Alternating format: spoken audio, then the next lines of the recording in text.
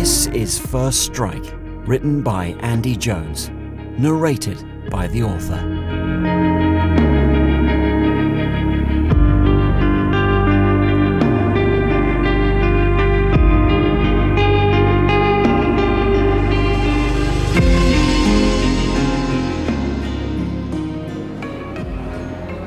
It was still busy, mostly people leaving for the night. I could blend in, invisible. Security, 7 men, 1 woman. 2 of them yawned in the last 5 minutes. Standard security pattern, lazy. By the numbers. There wouldn't be any trouble. Lay of the land established, time to move in. Was checked by the security officer on the front desk. Quick go over with the wand, briefcase inspected, clear. Can I get your name, sir? Tobias Saunders. I have a 6 o'clock with Mr. Roberts. Happy to wait, I'm a few minutes early. Yeah, I see your appointment here, sir.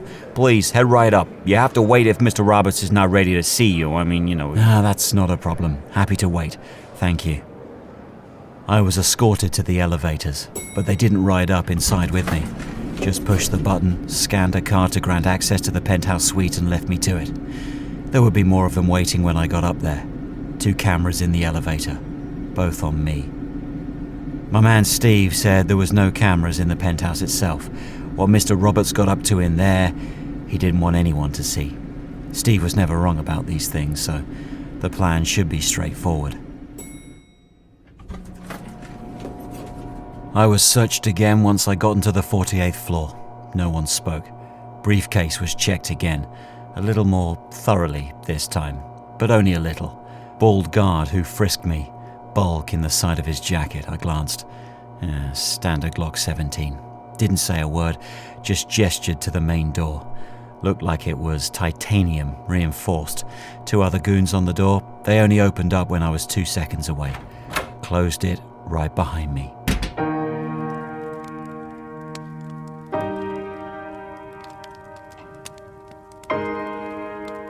A grand 2-story high lobby. Imposing. For some. Roaring fireplace, several doors leading to a kitchen, living room, various bedrooms, study and other areas. A door on the far left open. There he was, Charles Roberts. Or at least, that's the name he went by. Overweight, balding, gold robe, wet from the jacuzzi. I'd seen the floor plans in detail. Mr. Saunders, Tobias, is it? Please, call me Toby, Mr. Roberts. Then you can call me Charles. Please, sit. No need to stand on ceremony. You like the place? Yes, quite impressive. Smaller than my one in Moscow. I'm sorry I didn't catch you there. No matter. This fitted in with some of my other business plans. Well, I'm sure you're busy. I don't want to keep you. How much are you looking to invest? 190, as discussed. It'll come from various sources. I have the documentation here. Hang on. I open my briefcase. Just push the papers past and over each other. I only needed enough time to unclip the porcelain pieces from the edges of the case's interior, connect the pieces, load the 9mm round without him seeing it.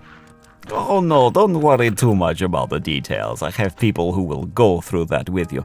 The important part is to understand your returns and risk level. But with an investment like this, I think you'll find... Sorry, Charles. You've come to kill me. But they'll hear you. It's silenced. And who sent you? Your friend from London. Oh. So there's no point in me pleading for my life then. Wait. Just tell him I'm sorry.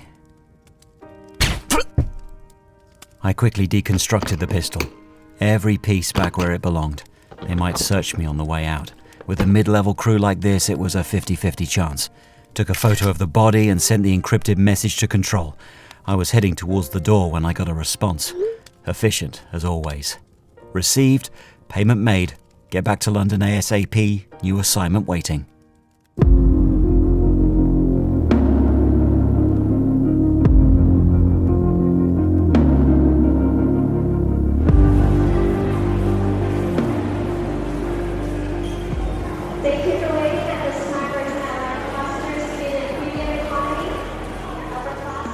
Steve Bradfield was waiting for me at arrivals. Cardboard sign with Troy Graham penned in Sharpie. You right, mate? Good flight? Why bring a sign with my actual name on it? Well, I was hardly going to use one that said Tobias Saunders, was I? I'm sure associates of the unfortunate Mr. Roberts will have realised that's not your name by now, but they could still be looking out for you. So, what's up with control? Why did I need to get back so quickly? Aren't you forgetting something, mate? Oh, right. Here you go. Hershey's, that's what I'm talking about, the good stuff. You're on a one-way trip to diabetes. You know that. Well, I was going to share some, but if you're going to be like that about it... Yeah. You've got your chocolate. Now, what's Control want? Oh, bloody hell, he's breaking my bollocks this week. He's got info on a priority 1 target. Wants you to move in on it right away. I mean, no time to dick about. I'm taking you straight to the office if that's okay. Of course. Come on.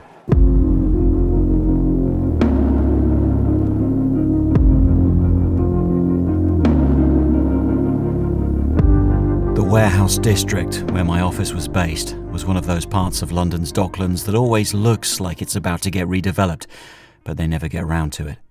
A less attractive spot compared to other parts around here. It was ignored, neglected. It was perfect for me. Right, so this seems pretty straightforward. Not sure exactly what the urgency is, though. Now, I don't deal with the why, mate, just the how. Though I have issues with this one. But I suppose you'll have to speak to Control about it. Yeah, speak to the devil. Control. Troy, thank you for completing the last assignment to the letter. As predicted, you were halfway home before anyone had even gone in to check on our man in the penthouse last night. Charles said he was sorry. Well, you've seen the details about your next target. Yes, Christopher Crichton, arms dealer based here in London. Yes, sorry for depriving you of your usual rest time, but this one is urgent. He's about to negotiate a deal which my client does not want to go ahead. Your man, Mr. Bradfield, has the details. Sniper job, tomorrow night. He'll be in a ballroom with a number of dignitaries.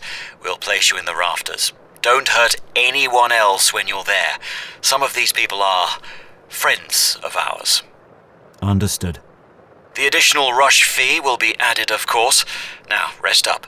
Big night tomorrow. Good luck. So what did Control say? I never like how he calls me Troy, but you're Mr. Bradfield. Well, that's because he knows who's the real brains of the operation here, that's why. I'm not sure. Come on, mate, I'm joking. No, I mean, I'm not sure about this target, this Christopher Crichton. Seems pretty standard to me. Stock in trade, right? Well, look at your own data here, Steve. He's too small time. Why put me on this? Especially for a rush job. Yeah, look, I'm not gonna lie. I thought the same thing. There's half a dozen others in the city who would do a basic like this just as well, no offence. None taken. And for a hell of a lot less, just to prevent a sort of arms deal that happens every day. I mean, yeah, it doesn't add up. You know, we can say no to this. Say you're too weary after the last job. No. Control wants him gone, so he's gone. I'll do it. All right, you're the boss. It's just, What? It's just what? Well, look, this is just you and me talking, right? I worry. I'm paid to worry. But Control's behaviour is too erratic recently. I mean, nothing makes sense. I've worked up some information on him. On who? Control. And I think we need to at least consider the We shouldn't overstep here, Steve. This is a dangerous path. I don't want to know. Yeah, I hear you. But please, just read this. No. We have a job to do. If we start doubting Control, we'll land in all sorts of trouble.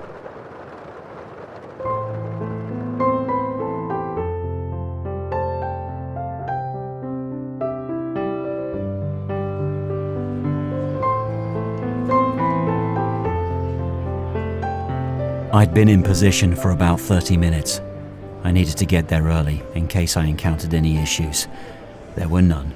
It was as easy as it gets. Too easy for someone at my level. People were gathering in the ballroom below, the great and the good, dressed to the nines. No idea what was about to go down. I'd quadruple checked my rifle while I was up there. Just needed to screw on the silencer from the case. There was something else in the sleeve. A USB stick. It must have been Steve. He had brought up his concerns about Control a few times last night. It was like once I finally told him I thought the job was unusual, it gave him permission to start pushing all the concerns he had with Control. He wouldn't push unless he was really worried, I knew that. I pocketed the USB stick. I'd look at it and I'd talk to him about it all once the job was over. Now wasn't the right time to fill my head with speculation. I had a job to do. And there he was, the target from the pictures. I'd seen his face 100 times from 100 angles. No mistake. Christopher Crichton. I screwed on the silencer and aimed down the barrel. It was too easy. Indoors. I was hidden in the rafters with a perfect view. He'd never see me. No wind to worry about. I was hidden, but I was close. He was sitting away from other people, clean with no one else unharmed, just like Control asked for. Safety catch off. Breathing control. Just one more second. Then I felt it. Unmistakable. The cold steel up against the back of my neck. Short, semi-automatic pistol. It was a silencer. And who are you? No words. I only had one chance to take. You know, if you're going to get that close to me, then you should have already cocked the hammer back first. I don't know if they had or not, but it was a chance. Maybe they'd look away from me for a second, check their own pistol, see if the hammer was in the correct position. That split-second glance away would be all I needed. Turned and whacked them hard with my right fist. The gun fell between the rafters. A silenced Beretta. The would-be assassin was a woman. Long dark hair, all in black. I smacked her in the face with the butt of my rifle and she reeled back. More than enough time for me to pick up her own pistol and point it back at her. She looked up at me. I made a show of cocking back the hammer. Like that. Now let's talk about... Her lifeless body fell between the rafters. I searched her quickly, took her phone and bailed.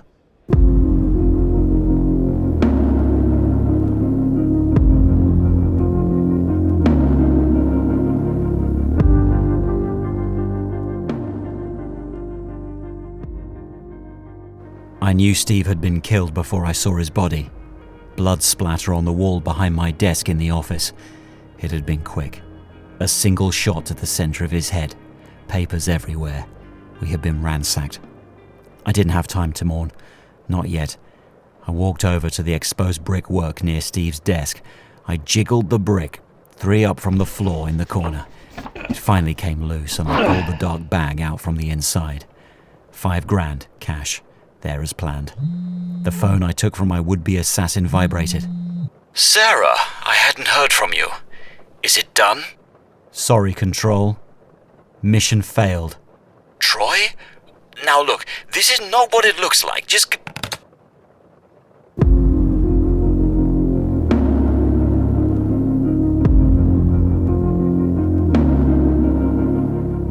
The rain was clearing outside. I was in a cheap hotel, part of a chain. Used a fake ID to book the room. Bought a laptop with cash on Tottenham Court Road. The Wi-Fi in the hotel would have to do. I put the USB stick in the machine and started poring over the information Steve had given me, but I had ignored. I should have listened to him. He was right about Control. There were plenty of profitable jobs that we just didn't take. Killing an arms dealer or someone who stole VIP's millions was one thing, but jobs that destabilize entire countries, that was another. We were there to keep balance, not set the world on fire. Control had been pushing for more jobs like this, big payers, but at what cost? He was taking jobs that would have me killing other clients, previous agencies that I'd worked for. Control was working to dominate the assassination business. Luckily for me, the late Mr. Bradfield had given me everything I needed to put an end to it all. First, I'd need to go shopping.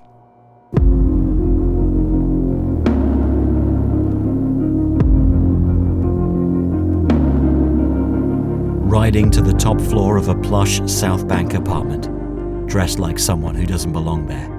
I was in jeans and a t-shirt, with a soft baseball cap and tinted sunglasses, earbuds in like I'm listening to music, and a pizza box. The pizza was getting colder, but that didn't matter. No one would be eating it anyway.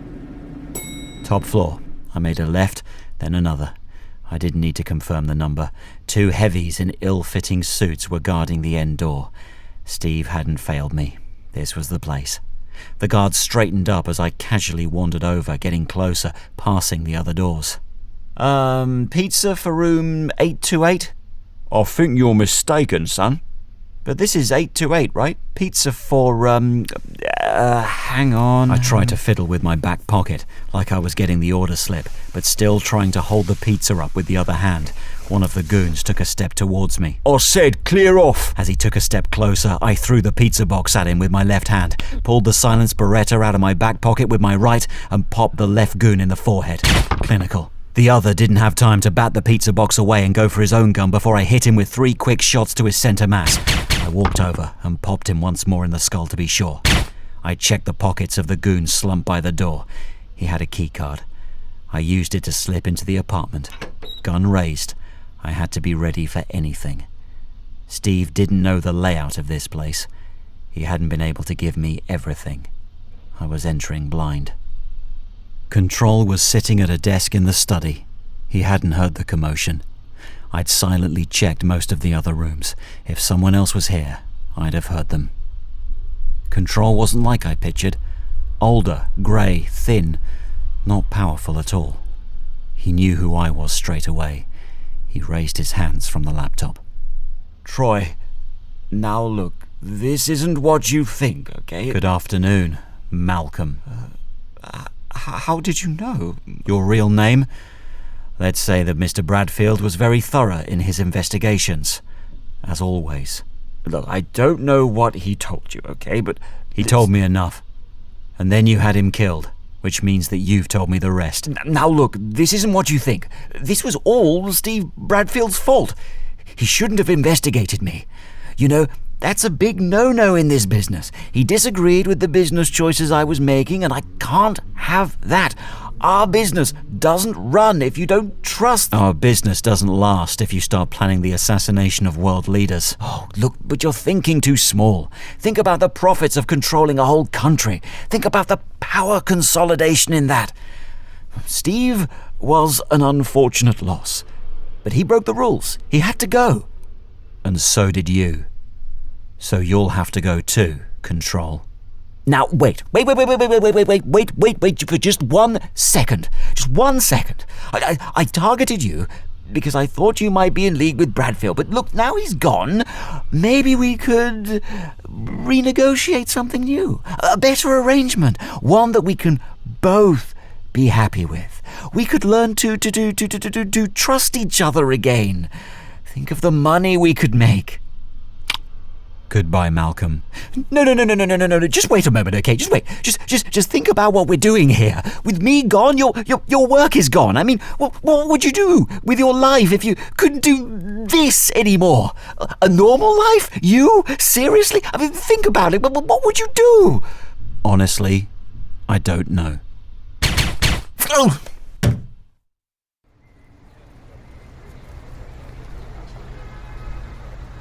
I walked out of the building. Though every professional instinct told me not to, I couldn't help increase my pace with every step closer to the main doors. Just get out of there, out into the streets with all those people, suck in a lungful of air. I just walked. I wouldn't go home just yet. I'd need to be prepared in case there were any last-minute surprises there, though I doubted it. Control, or Malcolm as I now knew he was called, always knew where our offices were, but I had taken a lot of trouble to keep my apartments a secret. Tomorrow I'd consolidate my finances, move my money to new, safer places. The sun was rising high, a blue sky day. For the first time in years I felt free? This was it, wasn't it? The plan was to get to a financial position and quit. Well, I'd passed that target several times. Originally I wanted to make $1 million, then I'd quit.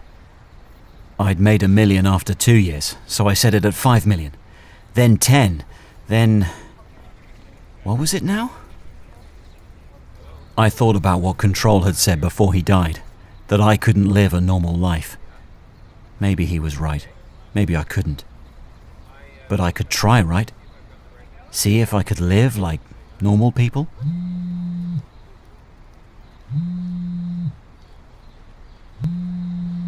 I almost hadn't noticed my phone ringing. Troy! Who is this? It's Blackhand. Long time no speak, brother. So I've heard you're a free agent again. Well, how did you even... I mean... Hey, news travels fast. You're not dead, so I'm assuming you've done what you needed to do? Yes, I have. Excellent. Well then, how about making a little money? I've got a client who's having problems with a drug dealer in the West Indies.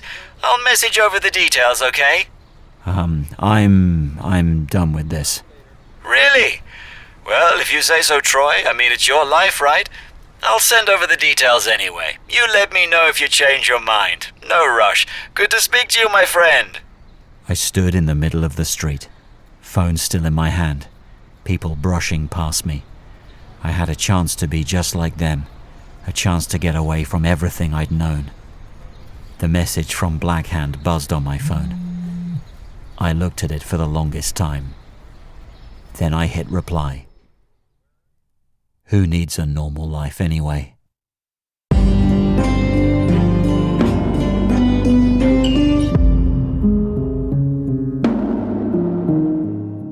That was First Strike, written by Andy Jones and narrated by the author.